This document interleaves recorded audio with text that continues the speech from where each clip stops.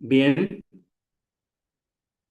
cuando estamos hablando o cuando hablamos de hermenéutica, tenemos cuatro elementos básicos que debemos de tener bien en claro.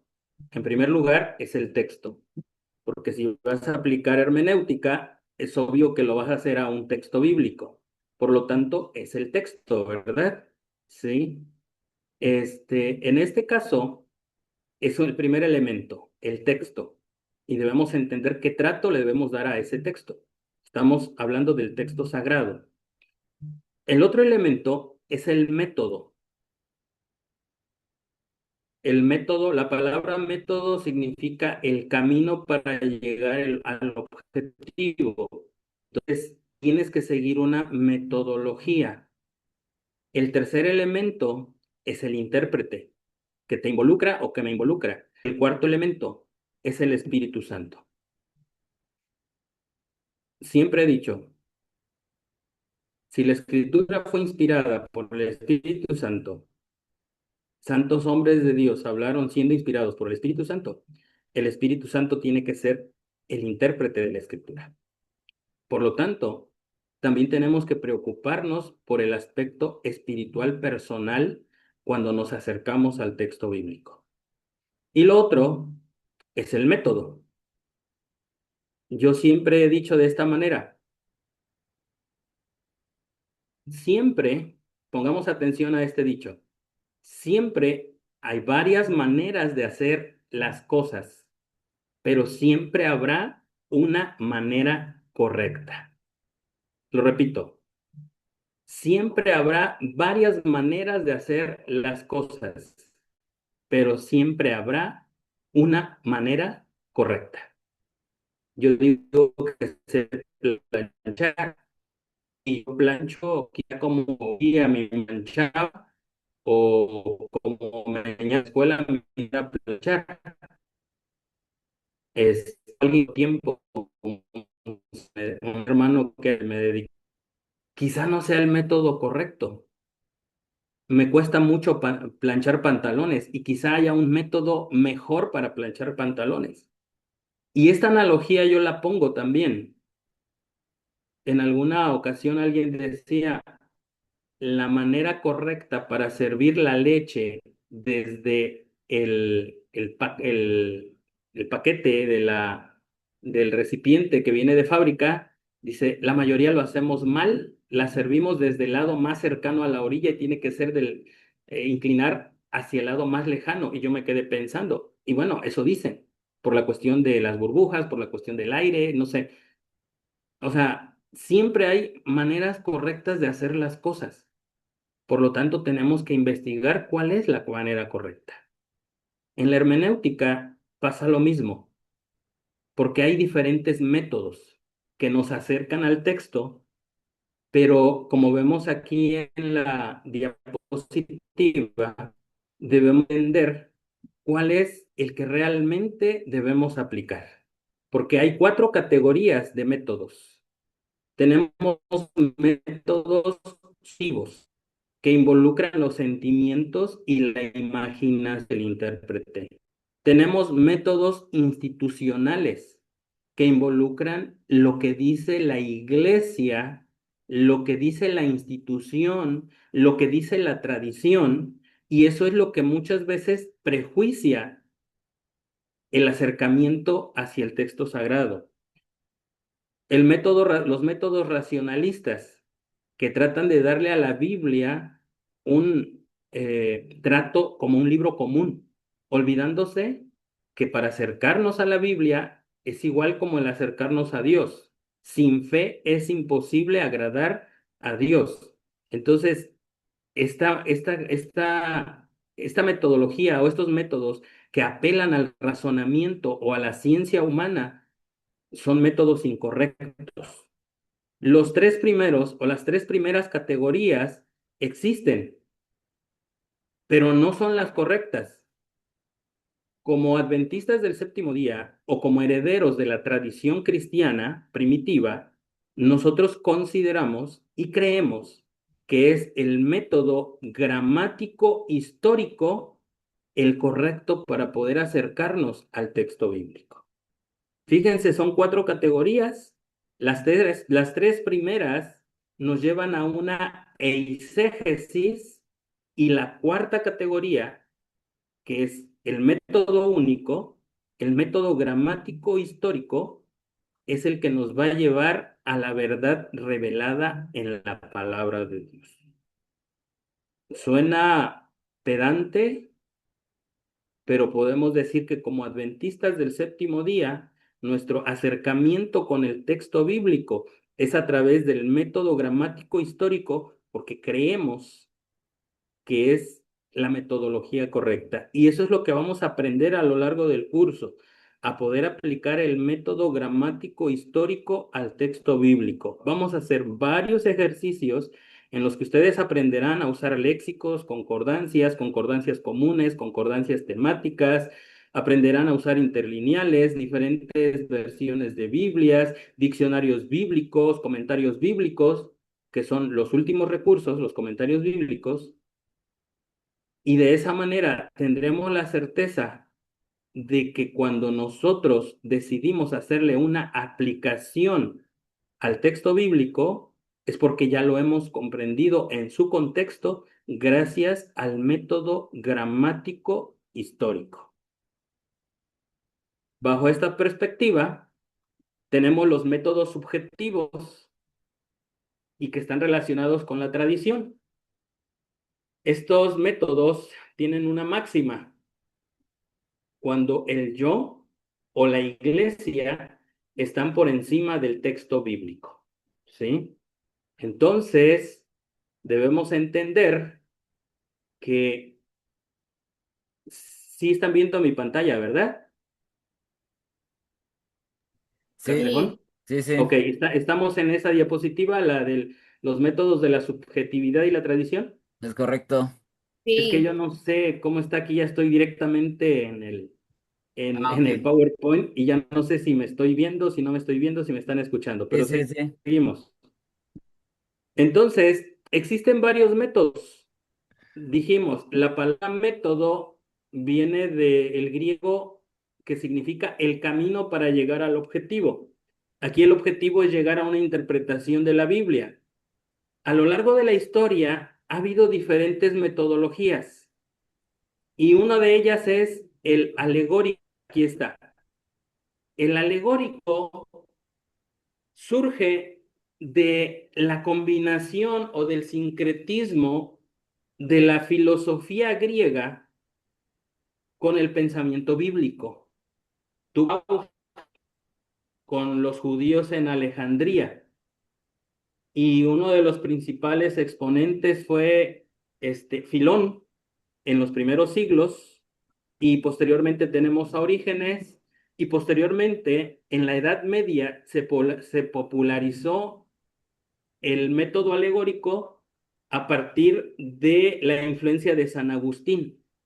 El método alegórico fue el que se difundió durante toda la Edad Media también.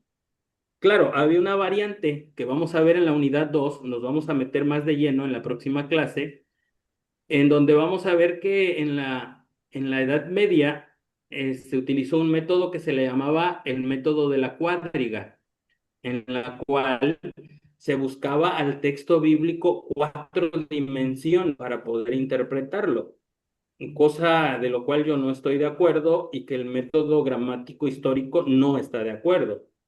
El método alegórico tuvo su contraparte en el método gramático histórico o en el método histórico bíblico que impulsó San Crisóstomo. Fueron rivales prácticamente y es el abuelo, por decirlo así, el método de San Crisóstomo es el método abuelo del método gramático histórico. Es decir, el método gramático histórico no surge de la nada, también se aplicó en el primer siglo y se creía que era la manera correcta de interpretar la escritura, pero tenía su contraparte en el método alegórico. El método alegórico no le da un sentido literal a lo que se lee, siempre le busca algo más allá. Y en este último tiempo, muchos de los que nos acercamos, y me estoy incluyendo, aunque yo no lo, para no apuntar hacia otro lugar, pero somos muy dados al método alegórico y le quitamos poder a la palabra, ¿sí? Este, alegorizamos mucho la escritura. La hermana Elena dice que tenemos que evitar esa tendencia. No traigo en este momento el texto o el testimonio, pero hay un peligro en la alegorización. A todo le encontramos una alegoría. Yo una vez escuché al predicador a un predicador haciendo una alegoría entre los triglicéridos y la divinidad. O sea, se me hizo muy absurdo, lo digo en el buen sentido. Este, algún predicador en la expresión, creo que es Jeremías 9, en donde dice que la muerte entrará por las ventanas, lo alegoriza, sacándolo de contexto, para poder hablar en contra de los videojuegos. Eh, y otras maneras de alegorizar la escritura que realmente le quitan poder a la escritura. ¿Sí? Tenemos el místico, que prácticamente es enfocado a las cuestiones gnósticas, en donde le encuentran siempre un significado oculto a la escritura. Eh, por ejemplo, en esta interpretación mística, podemos ver la interpretación que se le da a Génesis cuando dice que Abraham subió con 318 soldados nacidos de su casa, siervos nacidos de su casa, para liberar a Lot. La interpretación mística dice que no fueron 318 soldados, sino que fue uno solo, porque dicen, la Biblia solamente habla de uno nacido en casa y fue Eleazar. Entonces, esa interpretación tan absurda se maneja y se cree correcta. Entonces, vemos el peligro de un mal método para interpretar la escritura. Para poder hacer esta interpretación, se hace uso de la gematría, que lo vimos en bibliología. ¿Qué cosa es la gematría? Darle peso a cada una de las letras del alfabeto. En este caso es el alfabeto hebreo. Y cuando ponen el nombre de Eleazar haciendo ciertos malabares, da el número 318. Y por eso dicen, no fueron 318 soldados, sino que fue un solo soldado con el que Abraham fue y venció y liberó a Lot. Se me hace muy absurdo, ¿sí? En el método alegórico, por ejemplo, hacen a un lado el sentido literal y cuando interpretan en Génesis, cuando habla del río que salía del Edén y que al salir del Edén se dividía en 4 brazos, el que alegoriza dice que eso simboliza las 4 virtudes máximas, siendo la mayor, o las virtudes máximas, siendo la mayor el amor, y que el río que atravesaba el Edén está simbolizando el amor, y las otras 4 simbolizan otras virtudes. No recuerdo exactamente cuáles son esas 4 virtudes, pero es algo absurdo. Algo literal le encuentran siempre un significado secundario, cayendo a lo absurdo y a lo fantasioso. O sea, por eso les digo, hay muchas maneras de interpretar la Biblia, pero solamente una es la correcta. El método dogmático es el que pone por encima a la tradición de la iglesia o lo que dice el magisterio eclesiástico, ¿sí? Haciendo a un lado lo que dice la palabra, ¿sí?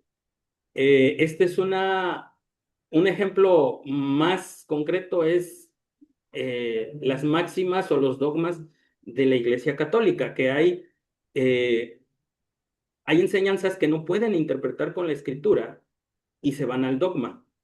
Ellos dicen, ¿cuál es el día de reposo? El sábado. Pero ¿por qué nosotros como católicos o por qué nosotros guardamos el domingo? Por la autoridad que tiene la iglesia. Eso es un dogma, ¿sí? O sea, están por encima del texto bíblico, por encima de lo que dice la palabra de Dios.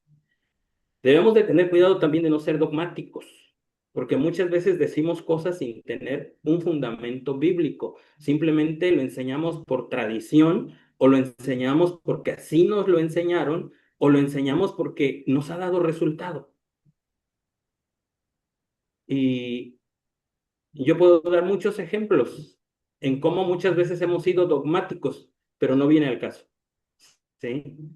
Debemos entender que ni alegorizando, ni buscándole algo oculto a la palabra, ni poniendo por encima la tradición, es la manera correcta de interpretar la Biblia. Estos tres están descartados.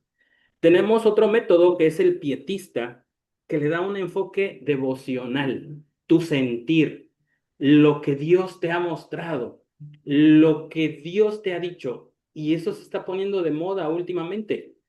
Buscando hacer obra misionera, toco alguna puerta y no me falta uno que me dice, es que tuve un sueño, es que tuve una visión, es que el Señor me habló. Y eso se le llama interpretación pietista. Se le muestra con la escritura el estado de los muertos, pero dicen, es que Dios me llevó al infierno y pude ver a fulano, y pude ver a sutano, y pude ver a perengano. Entonces, ponen su experiencia personal por encima de la palabra. Y esa es otra manera incorrecta de interpretar las escrituras. Y cuando se les explica lo que es el infierno desde una lingüística sólida, dicen, pero es que yo estuve ahí, pero es que yo lo vi, es que el pastor nos dijo, es que fulano nos dijo, poniendo por encima la experiencia personal a lo que dice la palabra de Dios. Esa es la interpretación pietista. Y ustedes saben muy bien a quién les recuerda a este tipo de interpretaciones, que no voy a señalar a ninguna organización. Dijimos que también estaba los métodos que los métodos que apelan a la razón humana. Y aquí el intérprete es el juez. Juzgan la palabra de Dios. Y estos son métodos propios después de la Revolución Francesa, después de el periodo de las luces. Y tenemos la interpretación racionalista, en donde se pone a la razón humana por encima y se niega todo lo sobrenatural. Es decir, si la Biblia habla de milagros, los milagros no existen. Está muy relacionada con la naturalista, que es la que sigue, ¿sí? Que trata de buscar explicaciones físicas y coherentes a los milagros. Por ejemplo, dicen, Jesús no caminó sobre el agua. Simplemente los discípulos estaban muy estresados, y lo vieron en la orilla de la playa y pareciera que iba caminando sobre el agua, pero lo que ellos quisieron decir es que iba en la orilla de la playa y por su emoción ellos se imaginaron que iba caminando sobre el agua. Entonces, eso es lo que trata de dar a entender las explicaciones racionalistas. No hay milagros, no hay cosas sobrenaturales. La otra interpretación, la gramático crítico o la histórico crítico, este, pone en duda todo y ha descuartizado el texto. El gramático crítico analiza la Biblia o los libros de la Biblia desde un punto de vista crítico, dándole un sentido científico para poder entenderlo. Y por ejemplo, dicen, el libro de Génesis no fue escrito por Moisés, porque hay diferentes autores, el autor yahweísta, el autor eloísta, el autor X. Entonces dicen, el Génesis fue una composición posterior o tardía. Entonces, el análisis o el método gramático crítico pone dudas sobre la palabra de Dios. Y aquí pongo una advertencia. Estos métodos destruyen la fe en la autoridad profética.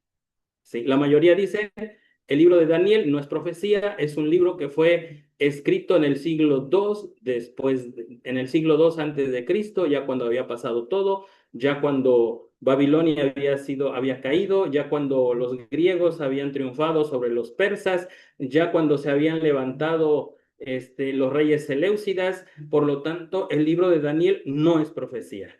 Entonces, fíjense cómo se hace el acercamiento al texto bíblico dependiendo de los postulados o de las presuposiciones que hacen cada uno de esos métodos. Puede haber más. En este caso no me quiero ocupar más de esos métodos, solamente quiero que entiendan el por qué hay tantas interpretaciones de la Biblia, porque hay tantas interpretaciones absurdas y lo peor del caso, porque hay tanta gente que sí lo cree. Hablemos del método seguro, que es nuestra postura, que es el método gramático histórico.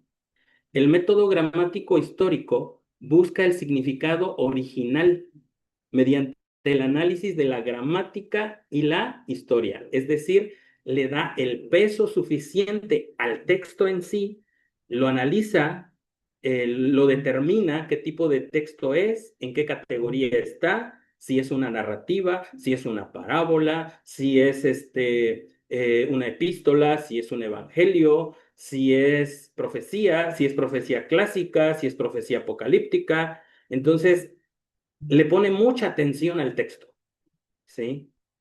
Y busca entender la composición de ese texto, sus partes. Lo tiene que desmenuzar, saber qué verbo es el que se está manejando, en qué tiempo está, los sustantivos, las partículas conectivas, etcétera, etcétera, para poder llegar a una correcta comprensión. Ahora, no basta el análisis gramático.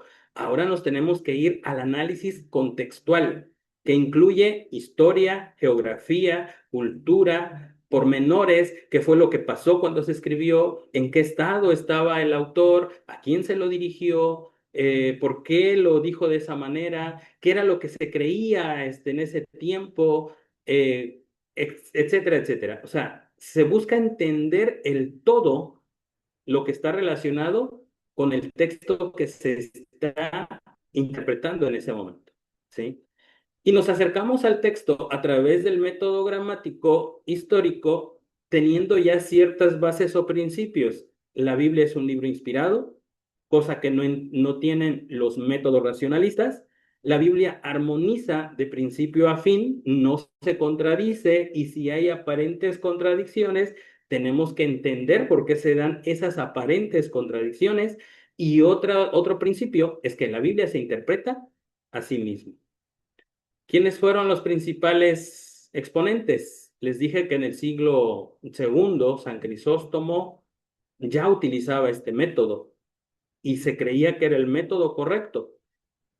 Competía con el método alegórico y en la Edad Media este método fue opacado por la iglesia preponderante, el Cuerno Pequeño, la iglesia de Roma, pero tomó auge en el tiempo de la Reforma.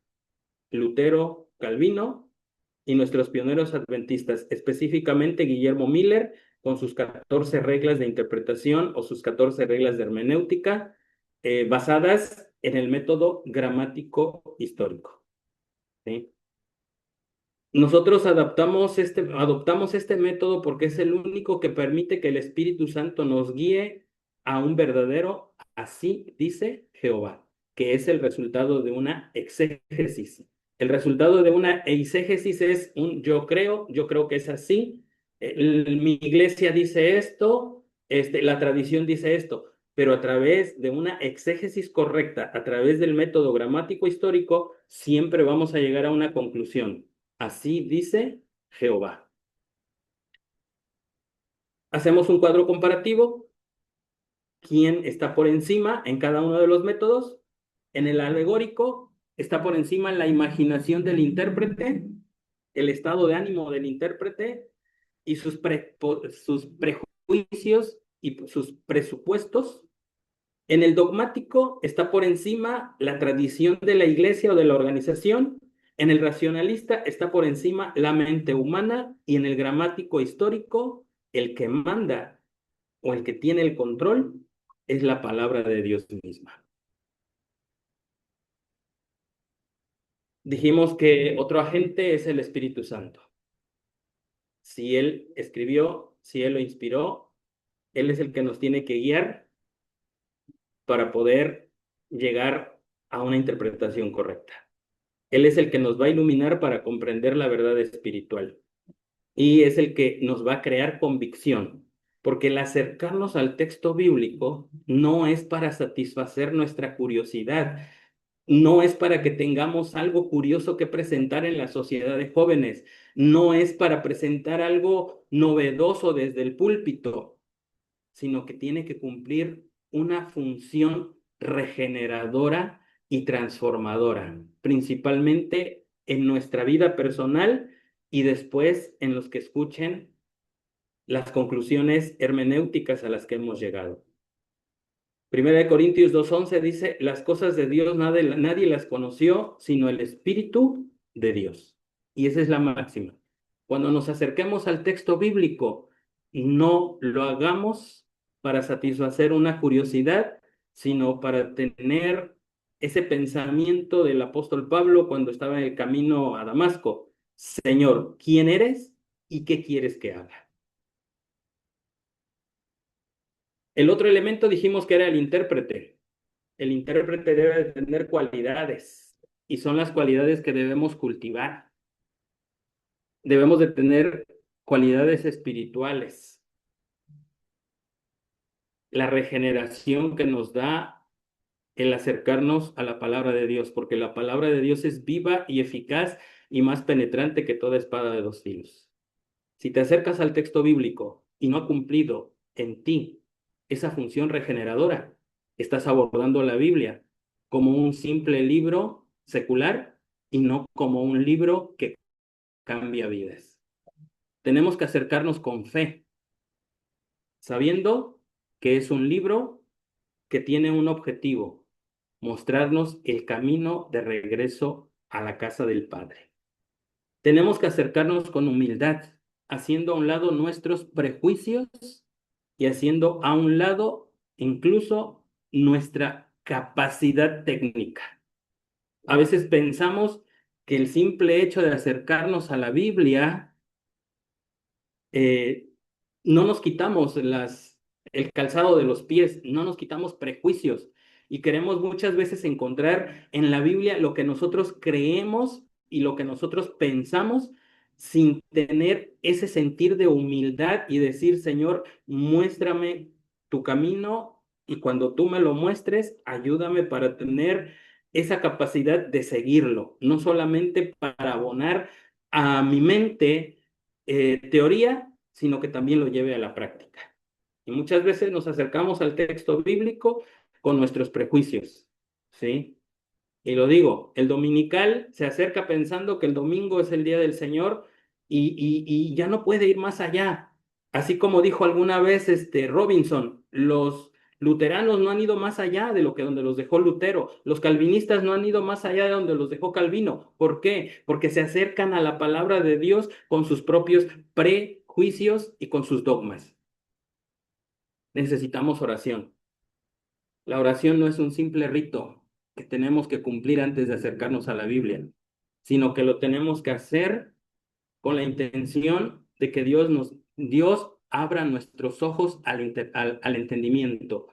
Abre mis ojos y veré las maravillas de tu Torá, veré las maravillas de tu ley. Que la oración que nos acerca a la Escritura no sea aquella eh, que nos dé solamente la paz de decir, es que yo siempre oro antes de abrir la escritura, sino que lo hagamos realmente con esa necesidad de poder entender lo que dice el texto y tener la humildad de aceptarlo, aunque vaya en contra de mis intereses. Cualidades técnicas. Debemos de tener capacidad de observación y eso no se logra de la noche a la mañana. tenemos que acercarnos al texto desde un punto de vista general, entender los dos grandes temas de la Biblia, el conflicto entre el bien y el mal y el plan de salvación, para poder entender los demás temas periféricos.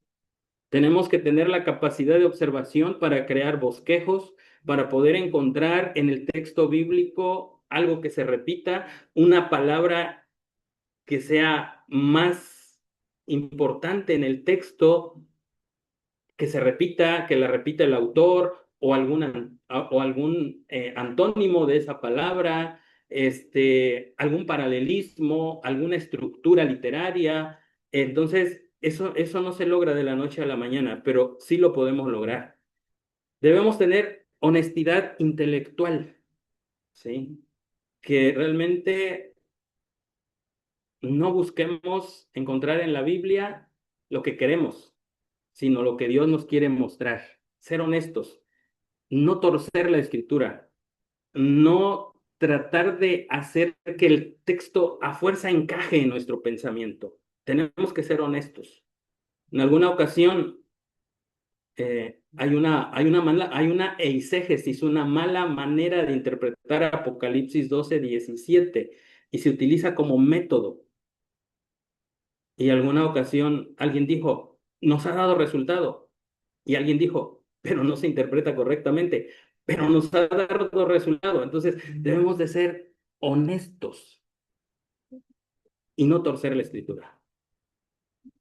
Otra de las cualidades técnicas es el manejo de herramientas, como los léxicos, las concordancias, los interlineales, eh, los softwares que ya existen para ayudarnos en esta tarea. Y tenemos que capacitarnos, tenemos que involucrarnos, porque cuando nosotros comprendamos esto, vendrá un reavivamiento. Los reavivamientos son hermenéuticos. En el tiempo de Josías el reavivamiento fue hermenéutico porque se descubrió el libro de la ley y se entendió cuál era la voluntad de Dios. Y se hizo una Pascua como nunca se había hecho. Y se hizo una reforma, un reavivamiento. En el tiempo de Jesús igual. Dice Isaías, Jehová se complació por amor de su justicia en magnificar su ley. Cuando nosotros entendemos desde un punto de vista hermenéutico el texto, la palabra tiene poder. La reforma de Martín Lutero fue una reforma hermenéutica. En 1844 con Guillermo Miller fue un revivamiento hermenéutico. Necesitamos dejar tanta alegoría, necesitamos dejar tanta eisegesis. No hagamos temas para respaldar nuestras ideas, sino que hagamos temas para poder entender la voluntad de Dios. Que nuestras predicaciones sean más exegéticas, que nuestras predicaciones hagamos que el texto hable y no sean nuestras ideas que queremos expresar desde el púlpito. El obrero que no tiene de qué avergonzarse también tiene que ser ético. Debe de tener un equilibrio, no abusar de las alegorías y no irse tampoco al literalismo extremo. Tiene que entender el texto en su contexto, debe tener un sentido común, ¿sí? Y sobre todo, también el intérprete, y aquí quizá algunos van a decir, ¿qué está pasando? Entonces, ¿es hermenéutica o no es hermenéutica? Tenemos que tener respeto por el consenso de la iglesia. Como iglesia tenemos doctrinas fundamentales.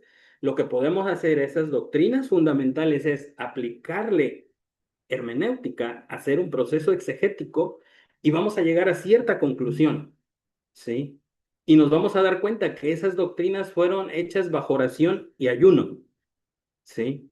Si no, se tienen que desechar, porque decía Jaime White, prefiero tener una sola doctrina que sea bíblica a tener 1000 que no pasen la prueba de la Biblia.